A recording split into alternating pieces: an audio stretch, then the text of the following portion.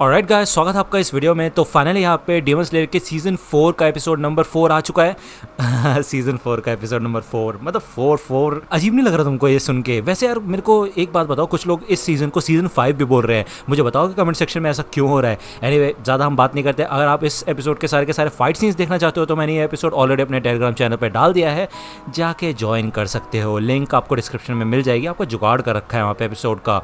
चलो फिर ये वीडियो शुरू कर लेते हैं, बाकी बातें वीडियो के एंड में कर लेंगे, ठीक है। अब आपको याद होगा यहाँ पे टांजिरो की जो ट्रेनिंग चल रही थी टेंगन के साथ, वो कंप्लीट हो चुकी थी। टेंगन ही था ना उसका नाम, ओजोई, हाँ।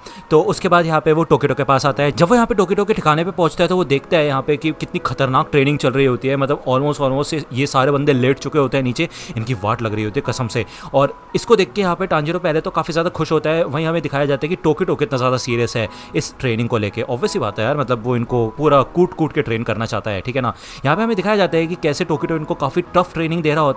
बेसिकली इन लोगों को वो बहुत सारी चीज़ें काम की बताता है डीमन से बचने के लिए। ये कहते हैं फिर चाहे अगर सामने वाला मर भी जाए, तुम हिलना बंद मत करना, तुम्हें हिलते रहना होगा वरना तुम मारे जाओगे, ठीक है। वो यहाँ पे एक एक करके इन सब की वाट लगाता है और वो यही कहता है अगर एक बार तुम रुक गए तो तुम मारे जाओगे। तभी यहाँ पे जब टोकिटो टांजिरो को देखता है तो वो काफ़ी ज़्यादा खुश हो जाता है। भाई इतनी देर से वो सीरियस था काफ़ी ज़्यादा, और एकदम से वो उसे देख के खुश हो जाता है क्योंकि उसे पता होता है यहाँ पे मेन खिलाड़ी आ चुका है, ठीक है। अब आपको याद ही होगा यार, जो टोकिटो की कासुगाई क्रो है वो बहुत ज़्यादा रूड है। तो वो इन सब के सब मेंबर्स का मजाक उड़ाती है। वो ये कहते हैं कि भाई तुम डीमंस खा जाएंगे, तुम्हारी कोई औकात नहीं है यहाँ पे, क्या कर रहे हो तुम। तो ये लोग यहाँ पे उसको शू करके उड़ाने की कोशिश करते हैं। तो इससे वो क्रो गुस्सा हो जाती है और कहती है तुम्हारी आंख नोच लूंगी मैं, समझे।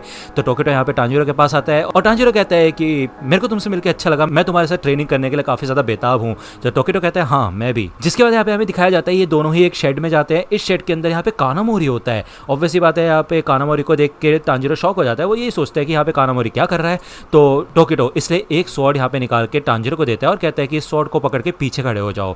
इधर जब वो एक पेपर एयरप्लेन फेंकता है इस स्वॉर्ड के ऊपर तो भाई वो आराम से कट जाता है। मतलब ये इतनी ज्यादा शार्प है स्वॉर्ड कि एक हल्का सा पेपर प्लेन भी उससे टच होते ही साथ कट गया, ठीक है ना। तो इसी काम के लिए यहाँ पे कानामोरी को रखा गया है। टोकिटो हमें बताता है कि उसने मास्टर से बात की थी और मास्टर को इजाजत मिल चुकी है कि कानामोरी को यहाँ पे रखा जा सकता है, जिससे कि सारी के सारी स्वॉर्ड्स को इतना ही शार्प रखा जाए। टोकिटो नहीं चाहता कि उसकी कोई भी स्वॉर्ड बेकार रहे, ठीक है। एनीवे, वो ये बात करता है कि कैसे मास्टर हमेशा अपनी तबीयत खराब होने के बावजूद भी सिर्फ हमारे बारे में ही सोचते हैं, वो बहुत अच्छे हैं सच में, ठीक है।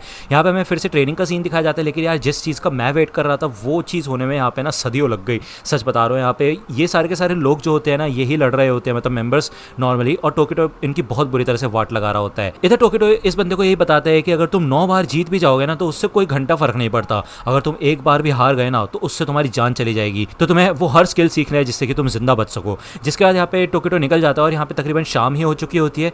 ये बंदा यहाँ पे टांजिरो से कहता है कि यार प्लीज टोकिटो को बोलो ना थोड़ा हल्के में ले हम सबको, यार हमारी वाट लग जाएगी, किसी डीमन से लड़ने से पहले ही हम मर जाएंगे यार।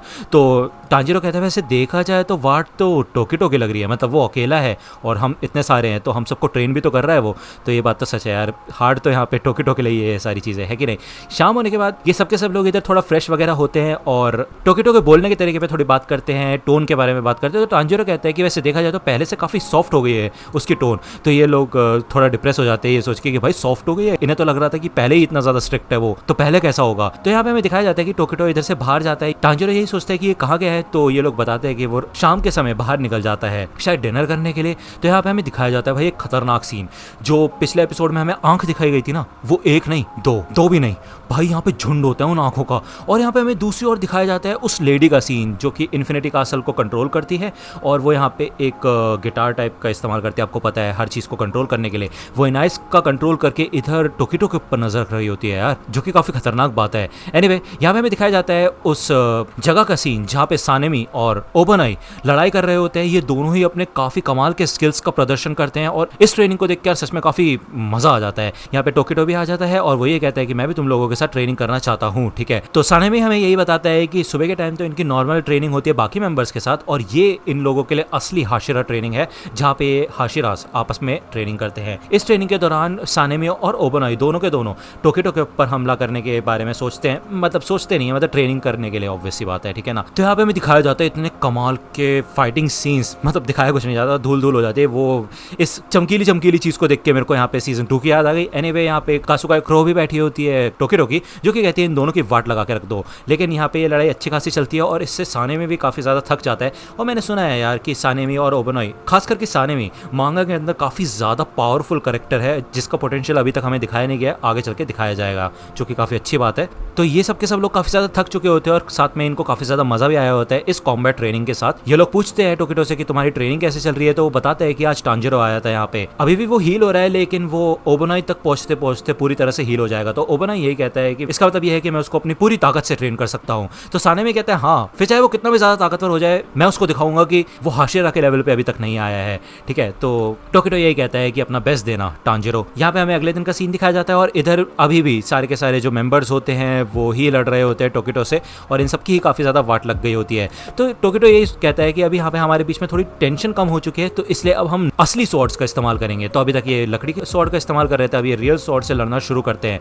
इससे पहले कि ये लड़ाई शुरू हो, यहाँ पे एक बंदा होता है जिसकी फटी पड़ी होती है, जो कि भाई काफी ज्यादा डरा हुआ होता है। तो टांजिरो यहाँ पे टोकिटो को रोकने के लिए बोलता ही है, लेकिन इतने में ये बंदा हार मान के नीचे बैठ जाता है, जिसको देख के टोकिटो भी थोड़ा खुश होता है। बेसिकली ये प्रोग्रेस मानता है वो कि इस बंदे ने बिना सोचे समझे अटैक नहीं किया, पहले सिचुएशन के बारे में और सर्कमस्टांसेस के बारे में सोचा, जो कि एक अच्छा स्टेप है आगे बढ़ने के लिए। तो सही है, चलो इतनी देर से, क्योंकि टोकिटो इन लोगों को यही सिखा रहा था कि अपने इमोशंस पे कंट्रोल करो और ध्यान से सिचुएशन को समझने की कोशिश करो। तो यहाँ पे ये बंदा यही कहता है कि मैंने आपको सुबह के टाइम देखा था, हर रात आप कहीं ना कहीं जाते हैं और सुबह आप अपने जख्मों को जब गर्म पानी से सेक रहे थे, तो मेरे को समझ आ गया कि आप लड़ने जाते हैं। तो टोकिटो भी यहाँ पे इस बंदे को यही कहता है कि देखो, मैं बस ये चाहता हूँ कि तुम्हें डीमंस ना खा जाए, मैं चाहता हूँ कि तुम बेहतर करो, ठीक है। मुझे पता है तुम अपना बेस्ट दे रहे हो, लेकिन इससे जीतने की गारंटी कोई नहीं है, ठीक है। तो बस मैं यही चाहता हूँ कि तुम जिंदा रहो, ओके। यहाँ पे हमें फिर फाइनली इतने दिनों बाद दिखाया जाता है टांजिरो वर्सेस टोकिटो का सीन। यहाँ पे हमें दिखाया जाता है कि ऑब्वियस सी बात है टोकिटो भी कोई मजाक नहीं है, वो काफी कमाल की टक्कर दे रहा होता है। मतलब बेसिकली यार मैं बोलूंगा टांजिरो यहाँ पे काफी कमाल की टक्कर दे रहा होता है मिस हाशिरा को। और इस ट्रेनिंग के दौरान यहाँ पे टोकिटो काफी सारी टिप्स एंड ट्रिक्स देता है टांजिरो को कि अपने स्टैमिना को कैसे कंट्रोल करना है, अपनी मूवमेंट्स को और ज्यादा स्मूथ कैसे बनाना है।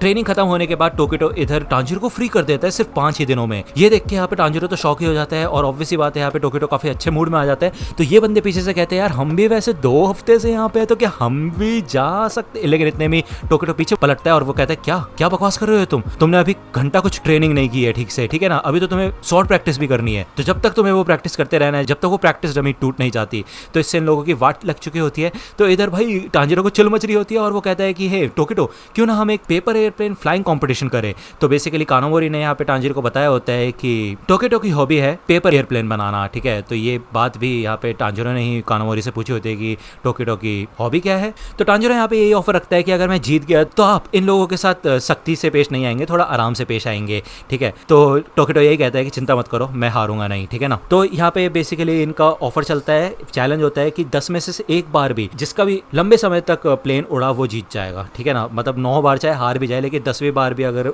ज्यादा लंबी समय तक उड़ पाया प्लेन तो टांजिरो जीत जाएगा। तो यहाँ पे इन दोनों का कंपटीशन शुरू होता है और भाई हर बार लगातार बस टोकिटो जीतता रहता है। यहाँ पे लास्ट एक चांस बचा होता है और भाई टांजिरो तो अपनी होप्स हार चुका होता है, भले ही वो रो रहा होता है, लेकिन फिर भी वो अपना लास्ट ट्राई देता है और इसमें भी वो हार जाता है। तो टोकिटो यही कहते हैं देखा मैंने कहा था ना कि मैं हारूंगा नहीं। तो इसको देख के यहाँ पे बहुत सारे लोग तैयार हो जाते हैं पेपर एयरप्लेन कॉम्पिटिशन के लिए, जो कि अपने अपने गाँव में पहले कॉम्पिटिशन जीत चुके थे। तो ये सबके सब यहाँ पे प्लेन बनाना शुरू करते हैं और यहाँ पे ये जो मूड था एकदम से लाइट हो जाता है, सबका मूड फ्रेश टाइप हो जाता है। जिसके बाद ये सबके सब फाइनली एक साथ मिलके इन सारे प्लेन्स को उड़ाते हैं और ये प्लेन उड़ते ही जाते हैं।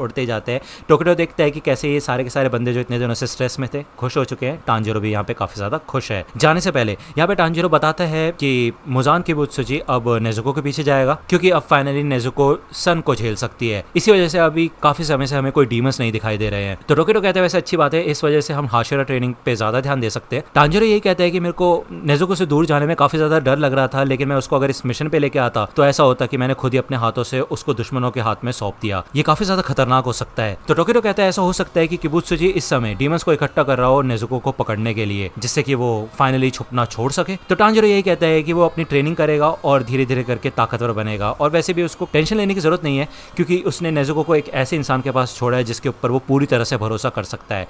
तो अब यार आप इस बंदे को तो जानते ही होंगे, नहीं जानते क्या? कमेंट सेक्शन में बताओ यार, कमेंट सेक्शन में बताओ, इतना तो पता होना चाहिए तुमको यार। सीजन की शुरुआत ही इस बंदे से हुई थी, है कि नहीं? मतलब टांजिरो की ट्रेनिंग की शुरुआत। तो टोकिटो ये कहता है कि हे टांजिरो, हम सबको मिलके किबुत्सुजी को हराना होगा, ठीक है ना? तो टांजिरो कहता है हाँ जरूर। तो यार इसके बाद हमें दिखाया जाता है कि टांजिरो इधर से फ्री हो चुका होता है और वो फाइनली आ चुका होता है मित्सुरी के पास, जो कि उसका काफ़ी अच्छे से स्वागत करती है और ये दोनों ही काफ़ी ज़्यादा खुश होते हैं। इधर आते ही साथ टांजिरो को काफ़ी ज़्यादा हनी की स्मेल आ रही होती है, तो वो पूछता है कि क्या है हम तुमने बीज रखी हुई है? तो मित्सुरी कहती है यार तुम समझ कैसे गए? तुम्हें पता है हनी को हमको ब्रेड के साथ खाने में कितना ज़्यादा मज़ा आता है, सुपर डुपर डिलिशियस। अब आप जानते होंगे मित्सुरी यहाँ पे खाने की बहुत बड़ी फ़ैन है। यहाँ पे वो बटर के बारे में बात करती है, इसके अलावा वो पैनकेक्स के बारे में बात करती है, ब्लैक टी के बारे में बात करती है। तो इन सब का नाम यहाँ पे कभी भी टांजिरो ने नहीं सुना होता और वो कहते क्या बोल रही है ये, बटर पैनकेक की? अरे भाई ब्लैक टी होता क्या है, ये तो मेरे को पता ही नहीं है। तो इसका मतलब ये है कि मित्सुरी ने ऐसी ऐसी चीज़ें खा रखी है टांजिरो ने जिनका नाम भी नहीं सुना है। एनीवे इन दोनों का यहाँ पे सीन खत्म होता है, यहाँ पे ये एपिसोड पूरा खत्म हो चुका होता है और टाइशो पीरियड का सीक्रेट का टाइम आ चुका है, ठीक है। ऑब्वियसली बात है यहाँ पे टोकिरो भी काफ़ी ज़्यादा उत्सुक होता है इस चीज़ के लिए क्योंकि उसको खुद अपनी मेमोरीज याद नहीं है। ओके, तो टांजिरो बताता है कि डीमन स्लेयर कॉर्प्स को ज्वाइन करने से पहले टोकिरो की नर्व स्टील की थी और वो बारिश तूफान में भी आराम से सो पाता था, तो ऐसी कोई बात नहीं है। एनीवे यार मेरे को तो ये कुछ खास लगते नहीं है एंड वाले सीन, बट यार तुम्हारे लिए मैं कवर कर देता हूँ, फिर तुम बोलोगे यार एंड वाला सीन क्यों नहीं कवर किया तुमने, टाइशो पीरियड सीक्रेट। एनीवे यहाँ पे 5th एपिसोड का नाम हमें बताया जाता है I even at a demon. तो यार मेरे को बताओ कि कौन बंदा है जिसने डीमन खाया है? मेरे ख्याल से सानेमी का छोटा भाई है वो, है कि नहीं? आप तो जानते ही होंगे, है कि नहीं? वही एक बंदा है, और कोई भी हो सकता है, लेकिन उसके बारे में हमें नेक्स्ट एपिसोड में पता चलेगा। नेक्स्ट एपिसोड आएगा नेक्स्ट संडे, ठीक है। आई होप आपको ये वीडियो पसंद आई होगी। अगर आपको ये वीडियो पसंद आई हो तो लाइक करना, सब्सक्राइब कर लो अगर चैनल पे नए हो तो। मिलता हूँ आपसे अगली वीडियो में, तब तक के लिए गुड बाय।